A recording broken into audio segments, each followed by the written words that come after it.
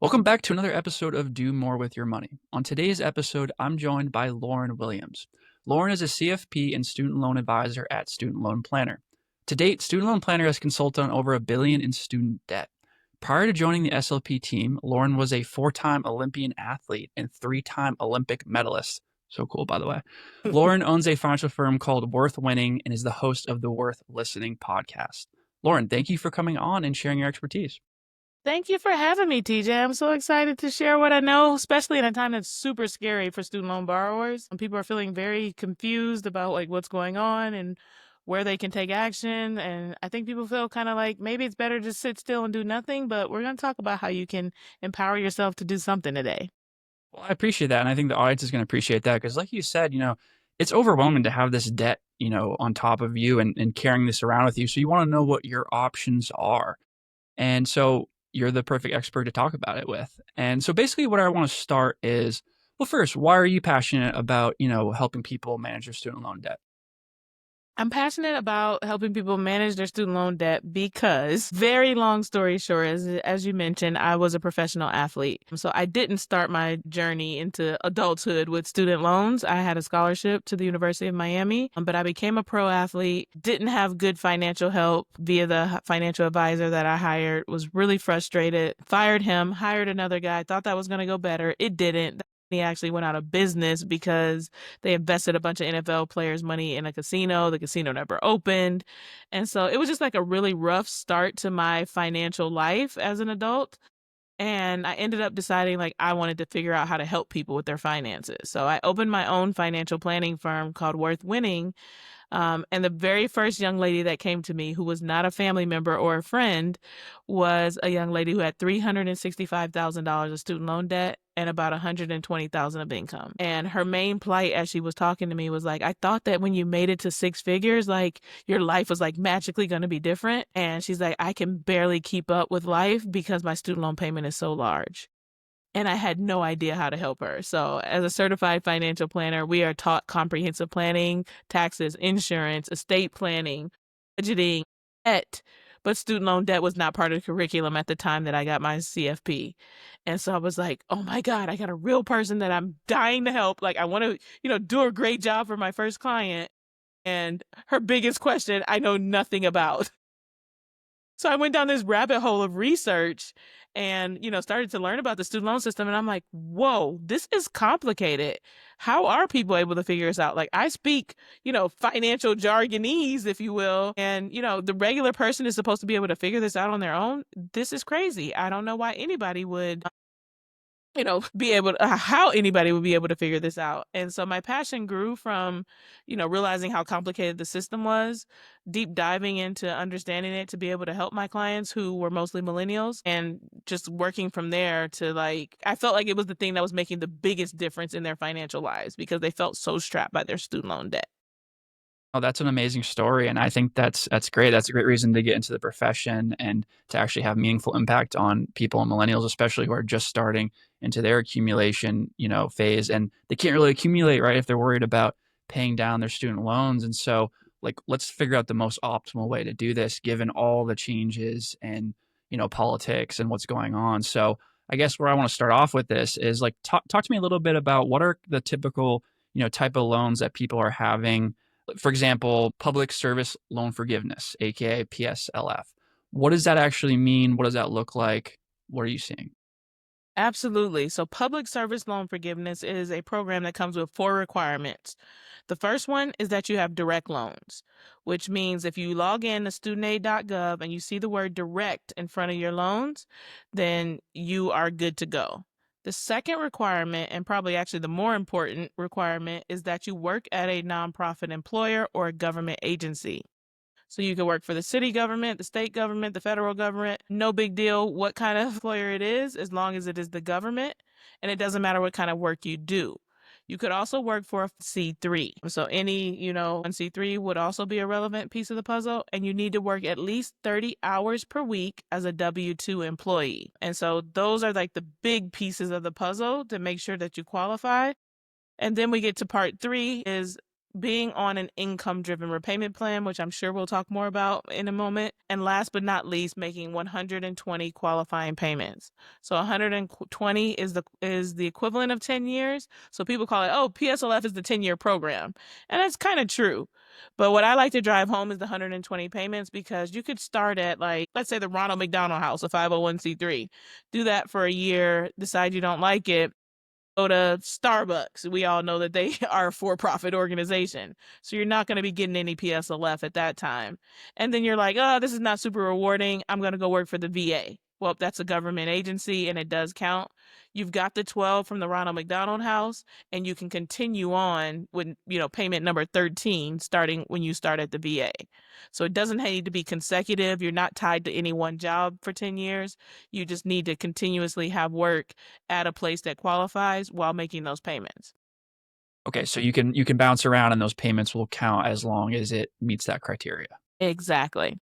Okay, that's important to know. And so, yeah, let's talk about the income-driven recertification, income-driven plans in general. Repayment. Don't worry, Sorry, I got you.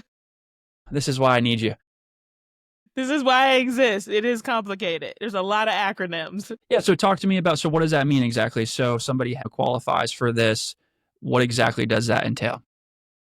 Yeah, so once you've made 10 years worth of payments, you get forgiveness, and that forgiveness is tax-free. So that is a huge piece of the puzzle. A lot of people have borrowed, $250,000 and they're making $100,000. And so they literally owe double what they earn, which is a tall task to be able to save for retirement, buy a house, take care of your children, take care of your regular monthly responsibilities. And so these income-driven repayment plans help you have a payment that is affordable based on your income. And then you end up paying a portion of what you would have, borrowed. Maybe over the course of the 10 years, you pay 50 grand or something, which is probably what you feel is like a more appropriate amount based on what you borrowed over time. You're like, oh, and then the rest of it is forgiven. So that's what you need to be thinking about, is like having an affordable payment, and then whatever's left over will be forgiven at the end of your time frame. So if I'm understanding this correctly, if you have an income-driven repayment plan, if you meet for PSLF, if you meet those requirements for the amount of payments, then you may have paid a fraction back of what you actually owe, but then it's forgiven tax-free at the end of the 10 years. Nailed it. Let's go. I'm learning. This is why we have you on. Okay, excellent. So obviously we just had an election and there's change in administration. If we're going to speculate a little bit, I'm not, too up to date on what is actually happening as far as what's being repealed or not. If you're somebody right now, and we're recording this in April of 2025, where do things currently stand as far as some of these programs? Yeah, and repeal is the great word to kind of bring up. So, a lot of our clients as student loan planner have been saying, will Trump repeal PSLF? And the short answer is no. He can't do that without 60 votes in the Senate. And so while there has been a lot of clickbaity articles, there's been these proposed changes and things like that that have really scared people and made them feel like this is not a safe program. It is actually pretty safe. And then the other thing, as it relates to the word repeal, that's like kind of relevant right now, is the SAVE plan. So SAVE is one of the income-driven options. So IDR, income-driven repayment, is a program. Underneath the umbrella of income-driven repayment are 4 different options currently, and SAVE is one of those options. It was an awesome thing put into place by President Biden, but it was not put into place in the correct manner. It is being repealed. So we are pretty confident that it is definitely going away, that, the opposing side that has brought this lawsuit against SAVE has merit, that it wasn't done correctly. And so it's gone. It's just only a matter of when it will go away. And the hard thing for a lot of people right now is they're trapped on the SAVE plan without being able to make payments.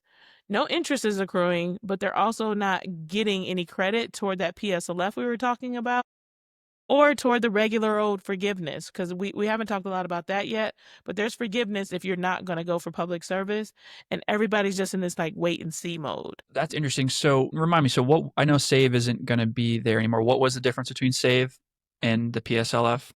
So SAVE is a payment program that you would be on for either 20 or 25 years. After the 20 or 25 years, the loans would be forgiven, whereas PSLF one of the requirements is to be on an income-driven plan. SAVE is one of the income-driven plans. We'll talk about the others in a second. And PSLF is only 10 years.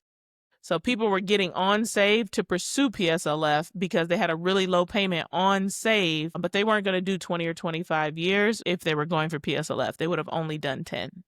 Okay, that makes sense. And you did mention that, there are people that are not able to make payments right now. But what do you recommend just generally as a financial planning concept?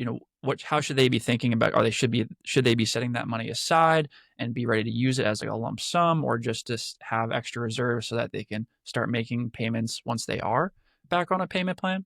The answer is always, it depends. But if you are a person that earns much more than you owe, so let's say you have $250 of income and $50,000 of student loans, you can hang out on SAVE and do exactly what you said.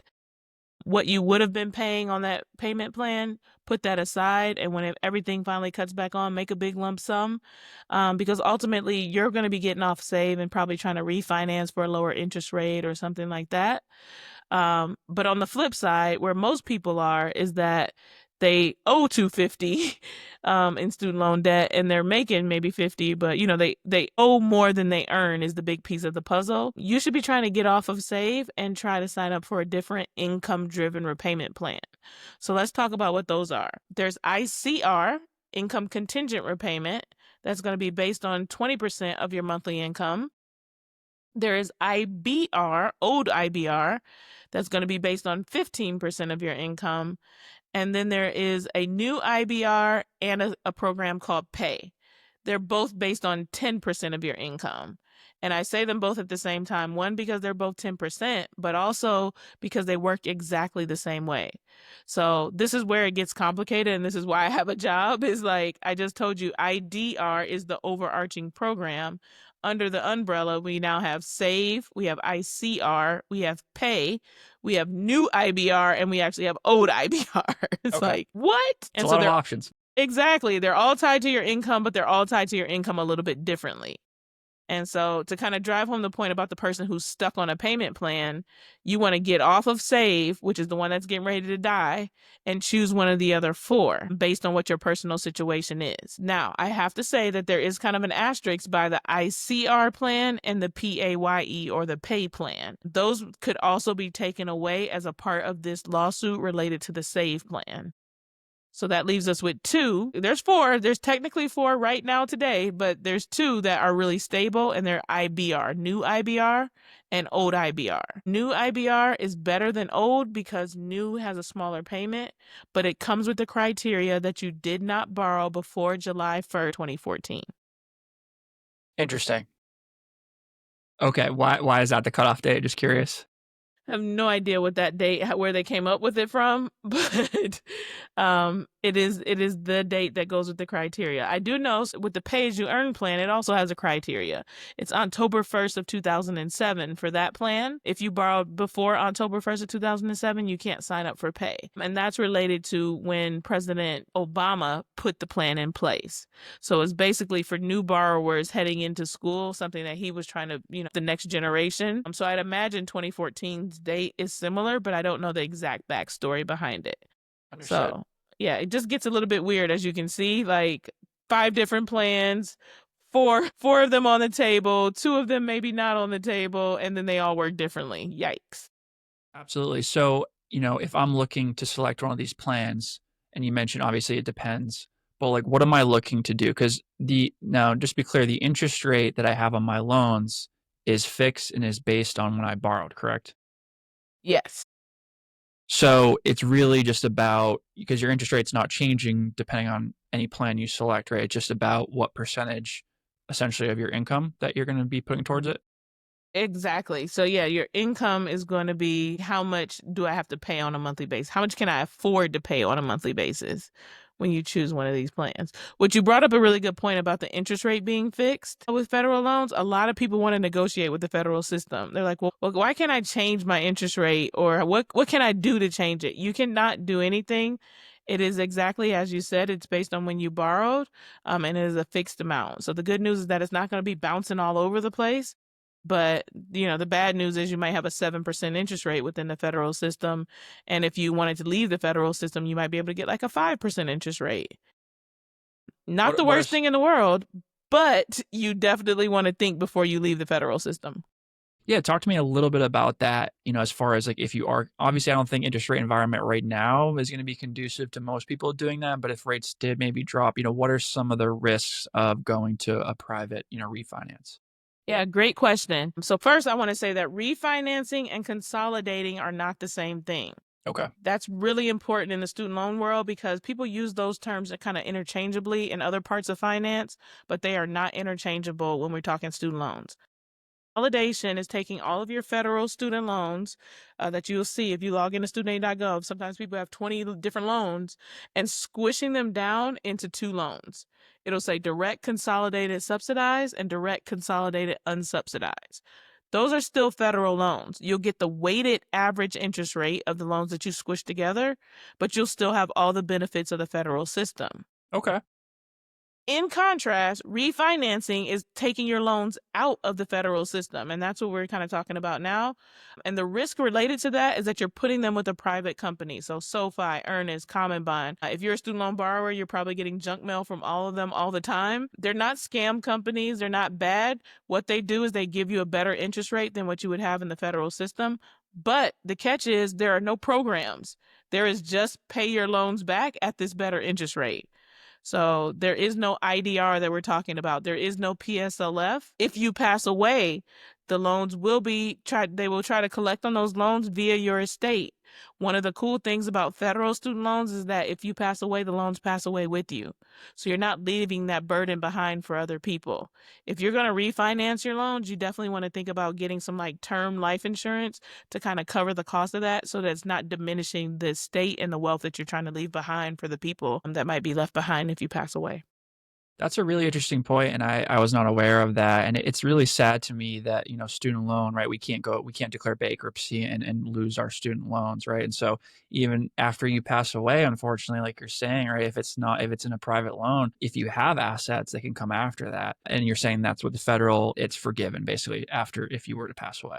Exactly. Yeah, Yeah, federal loans just kind of disappear in the thin air. I'm sure you have to fill out like a form, but sure. yeah, no one is responsible for those loans. Not your spouse, not your kids.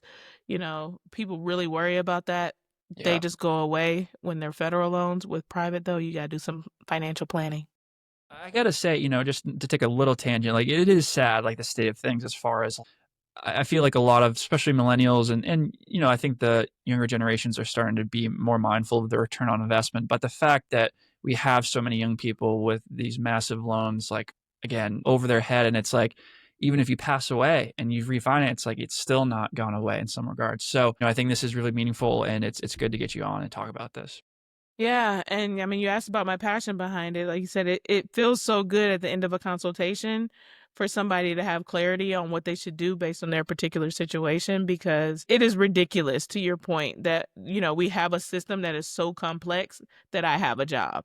I really wish that I didn't because we should have a better education system than the one we do. That is, weighing people down with student loan debt. And like you said, six figures is just normal. And some jobs aren't paying well. So veterinarians, as an example, they usually borrow about 400,000 and their average income is like 80 to 120K. Yeah, So the you take math out doesn't make sense. you can't make it make sense. So the next time you take your pet in, give your veterinarian a hug because they're not getting filthy rich off of this. They're trying to figure out how to pay back probably a big chunk of student loan debt. Same thing with physicians. Chiropractors are another group that have like gargantuan debt in relationship to the amount that they're usually able to earn. And so, yeah, I think we don't know what's going on in someone else's personal financial situation, but 42 million people are strapped with student loan debt. Absolutely. And so to take a step back to the income It repayment, driven repayment. income-driven repayment. So why wouldn't you want the lowest income-driven repayment? Like what you're just paying more in interest? Is that the main downside of that? You definitely do want the lowest income driven repayment because the whole point of being on an income driven repayment plan is to try to get as much as possible forgiven. We started at the top of the hour talking about public service loan forgiveness. Not everybody's going to qualify for that. So the income-driven plans are available whether or not you work at a nonprofit or a government agency. And so for a lot of people, they will pursue regular forgiveness, which is over 20 or 25 years on one of these plans. And you absolutely want the one that is the lowest. It's just a matter of which one is lowest based on your personal situation. So you borrowed in 2009 as an example. Well, you can't do the pay as you earn plan. You can't do the new IBR plan. So those are both 10% of income. Those are the lowest ones that exist, but you're not eligible for them. So the next best thing for you would be the income-based repayment plan, as an I see. example. So again, just let me make sure I understand this. So you're saying that you can still have it forgiven even if you're not doing PSLF. Exactly. But it takes longer. 20 or 25 years, depending on which plan you choose. I see. Okay. But you're obviously still paying all that interest over the life of the loan. And I mean, if you do the math, I'd be interested just to know, like, even if you're paying, that percentage of your income and you're paying that much in interest over that 20 years, like how much do you actually end up paying relative to what you borrowed, even if it's, forgiven? Yeah, like I said, just depends on what your personal financial situation is. Let me see if I can think of an example here. Let's see. Pulling up one to kind of give you. So this person makes, I opened the wrong thing. So editing is for, okay. So this person makes $82,000 a year, and it has $147,000 of student loan debt. And their payment is going to be on the new IBR plan $491 a month. But if they have to choose the old IBR plan, their payment would be $736 a month. So you can see the difference right there. And over the life of the loan, this person would have paid $77,000 on the new IBR plan. Remember, I told you they borrowed $147,000. So they are only paying a portion of what they borrowed, and the payment kind of stays affordable based on their income. If they were to choose that old IBR plan, like I said, it's based on 15% of income, which means a higher payment every month. To your point, if they're paying a higher payment, you're paying more toward the interest. But what happens on that plan? They pay $149,000. So that's $2,000 over what they borrowed. So you're like, oh, they paid it in full, right? No, they didn't, because of the interest over time. They're not paying enough to cover their interest on a monthly basis. And so that's where these plans get a little bit complicated and people don't really understand. It's just simply because you're making a payment doesn't mean you're paying down your loan. You might be making a payment that is insignificant. When you have a car or a house, you pay some interest and some principal every month until the loan is gone. These loans, you might only be paying toward the interest and not even the interest that is accruing on a monthly basis, which is why you could get to the end of your loan time, 20 or 25 years, and your balance actually be higher than when you started out. Oh, man, that's scary. And I appreciate that example. That does help understand kind of why it's so important to get that plan if you can for income. So talk to me a little bit then about, if you're in a household, right? Married filing jointly, considerations there as far as, filing separately. How does that work? Like, what are some considerations people should think about that if they're trying to qualify for some of these, repayment plans? Yeah, you're on top of things. This is a great question. So, married filing jointly is going to take into account your spouse's income for these income driven plans. So, if you're the only person that has student loans and, in the example I just gave, you make 82 grand with 150K of debt, that's definitely a forgiveness case. You earn less than you owe. But then you come in and you have a spouse that makes 300. Now, the two of you together filing your taxes is 380 grand. On paper, that's going to look like you can afford to pay these loans back. And now you're going to have a much higher payment. And maybe you and your spouse, maybe the student loan payment is your responsibility. Well, now you can't afford the student loan payment because your spouse's income is all mixed up in the puzzle. So married filing separately makes a lot of sense for people to be able to, one, optimize their student loan strategy, but two, to keep the payment low and affordable for the household so that you can pursue other things like saving for retirement. Like I said, getting ready your kids 529 so that they don't have student loans, doing some other things. So married filing separately removes your spouse's income from the student loan strategy, and then you're allowed to calculate a payment based on just your income. That makes sense. Now, from my perspective, obviously most financial planners are going to look at when you do married filing separately, right? You're going to be taxed at a higher rate. Like it's going to the if you look at the brackets, right, they go up quicker for filing separately. And so I guess what you're saying is you need to weigh the pros and cons of filing separately as far as like how that impacts your student loan savings over the long term versus how it impacts your like taxes paid as a household. 100%. Very good point. So, married filing separately is the least advantageous way to file your taxes. And so, I'll just give an example. Let's just say that, like, you were going to get $1,000 back on your tax return if you filed jointly, and now you're going to file separately and you've got to pay $1,400. Well, what were you penalized? Basically, $2,400 for doing this filing separately, which that's $200 a month, right? But if you have this spouse with this huge income that I was just explaining, your payment, student loan payment, might have been 400, or it was $400 that I told you versus $2,000. And if we're talking a $2,000 payment versus a $400 payment, that's $1,600 every month that you're Right. saving on your student loans. That's a great point. Yeah, that's a great point. Something to definitely be mindful of. But again, that does assume, right, that you're getting it forgiven at the end of the 20 or 25 years, correct? Exactly.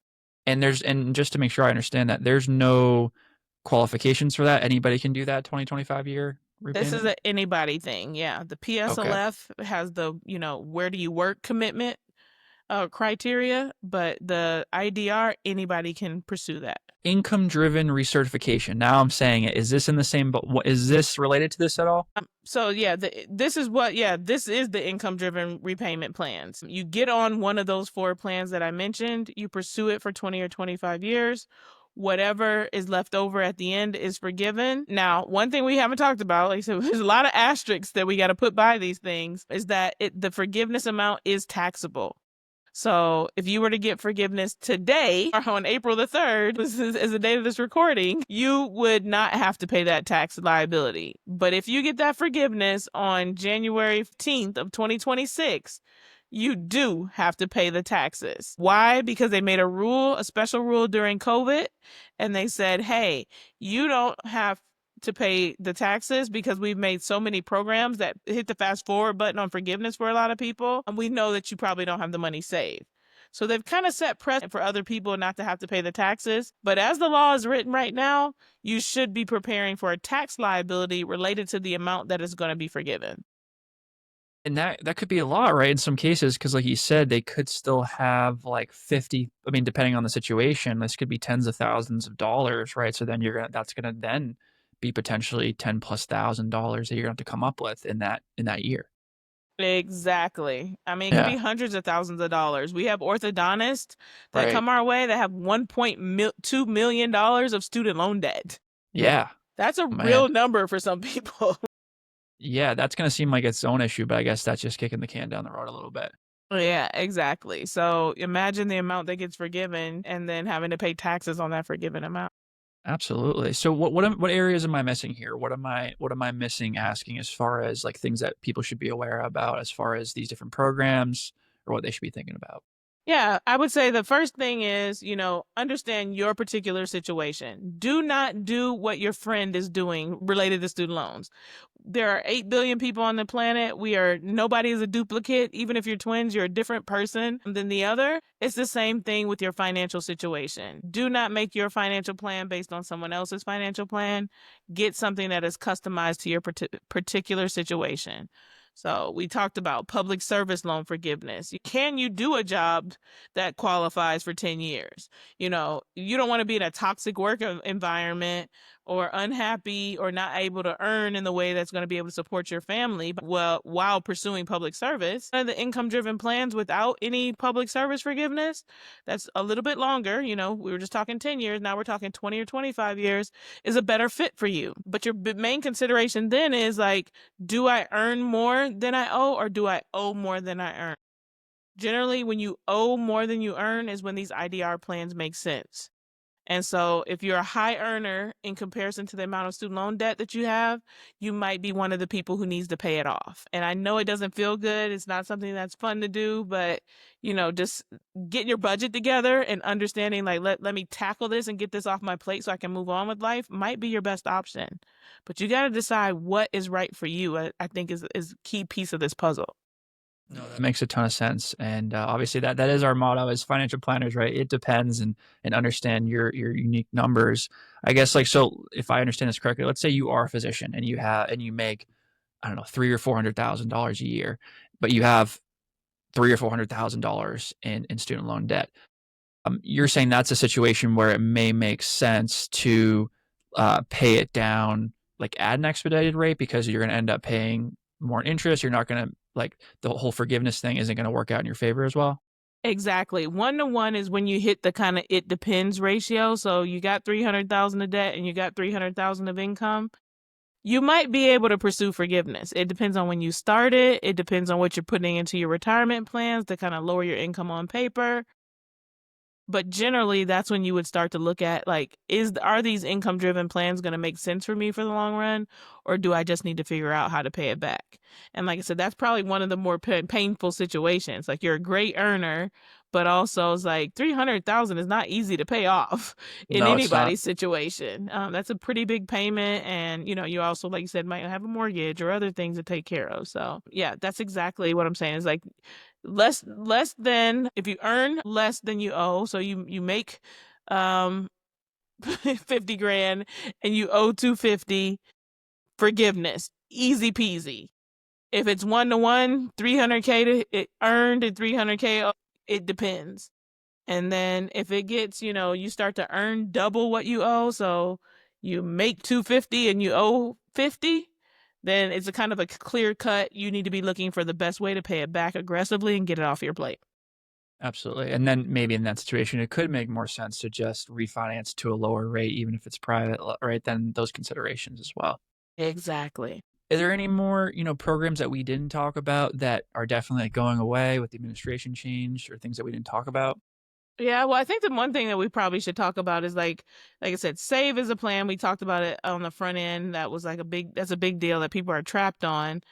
It's going away. It's just a matter of when. And then like, what will we be left with? I talked a lot about like, there's pay and ICR that could go away.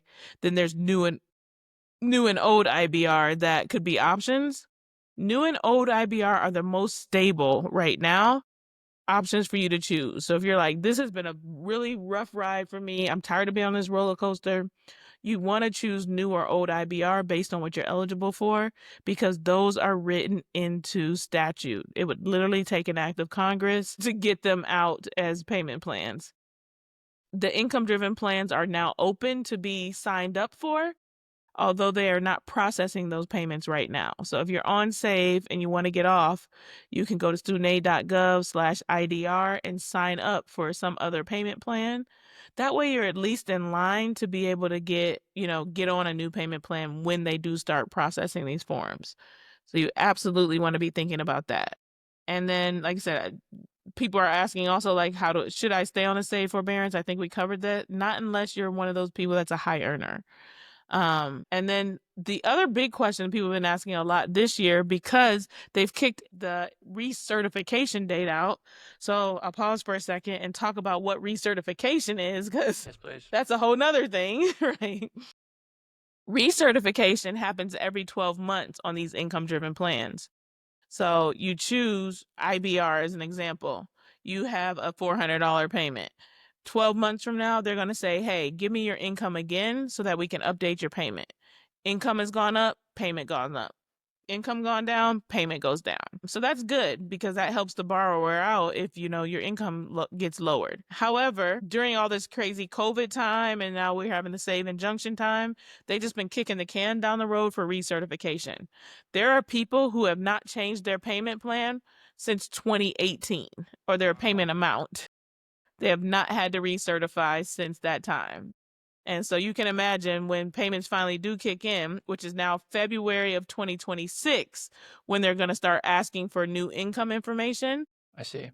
your payment might jump up quite a bit. Absolutely. That could be a big shock for a lot of people who are used to paying a much lower amount, and now their income's higher, and now Mhm. that's gonna be awakening. And also, so I guess this I had a quick thought about this too. So if you're thinking about making retirement contributions, right? Let's say you do have some extra money after paying all these loans, right? Should you be thinking about, I mean, obviously it depends, but like thinking about focusing more on pre-tax contributions as opposed to Roth because it does help reduce your taxable income for purposes of these income repayment plans? Yes, absolutely.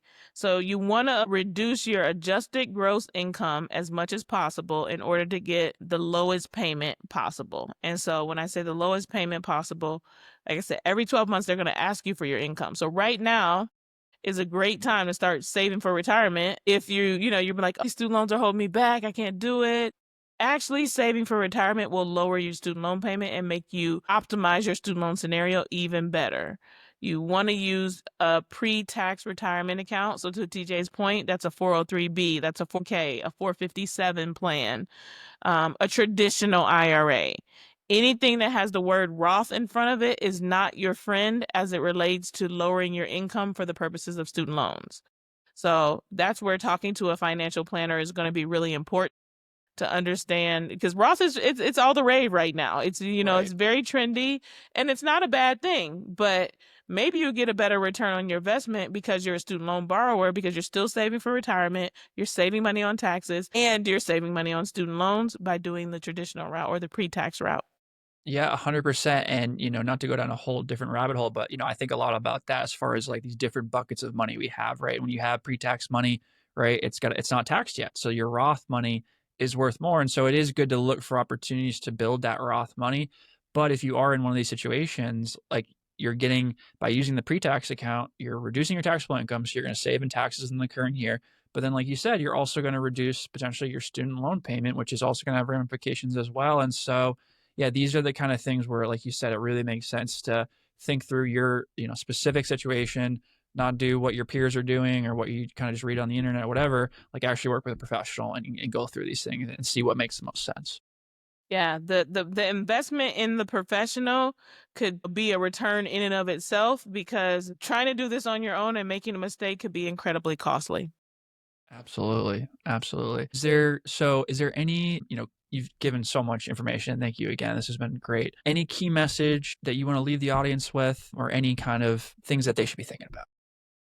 I would say the main thing that I want you all to be thinking about, if you're listening still, this is clearly something that is probably, at least said, near and dear to my heart, but also like painstaking for your heart, is don't stick your head in the sand. Don't stop listening to this podcast and continue to do nothing. You have to do something to figure out what is appropriate based on your situation. You want to do more with your money, then you absolutely want to be thinking about how I can optimize my student loan situation so that I can do more with my money. And that means pulling your head out of the sand. Like I said, working with a professional. As student loan planner, we do 60-minute consultations. So we're not trying to drag this out over years or months or anything. We don't have any ongoing costs. It's a one time, let's get you straight. Let's get you, on a clear path to understand what Amazing. is right based for you. And so you hang up at the call feeling empowered. That is our whole goal. It's not to enable you, it's to empower you so that you can take action and take control on your own and get unstuck. I love that so much, and that's an important takeaway, right? Like one session and one time of thinking through these things can have massive compounding effects over your career. Because again, the goal is hopefully that you can pay off the student loan debt or have it forgiven and have it make sense. But then you get to the other side of the equation where you can actually have compound interest work in your favor, right? And hopefully start building investment assets so that you can build towards your financial freedom and flexibility and not have the weight of these loans. So. Amazing. Where is the best place that people can connect with you? Absolutely. You can find me and I think about 10 other consultants at studentloanplanner.com. There's tons of information there that is free as well. We have blogs, we have a podcast, we have all types of information, free calculators that you can use. So, like I said, we're all about making sure that people feel educated and feel empowered. If you want to invest the time to be able to make your own plan, we should have enough free resources for you to be able to do that. But if you value your time and value the expertise of others, 60-minute consultation could get it done for you. You can feel a lot better. And, probably after years of not really knowing what you're doing with your student loans, like check a box so that you can move on to the next aspect of how you can do more with your money. So I will link to all those resources in the show notes, as well as, if they want to connect directly with you. So thank you so much for coming on. It was truly a pleasure. Absolutely. Thanks for having me, TJ.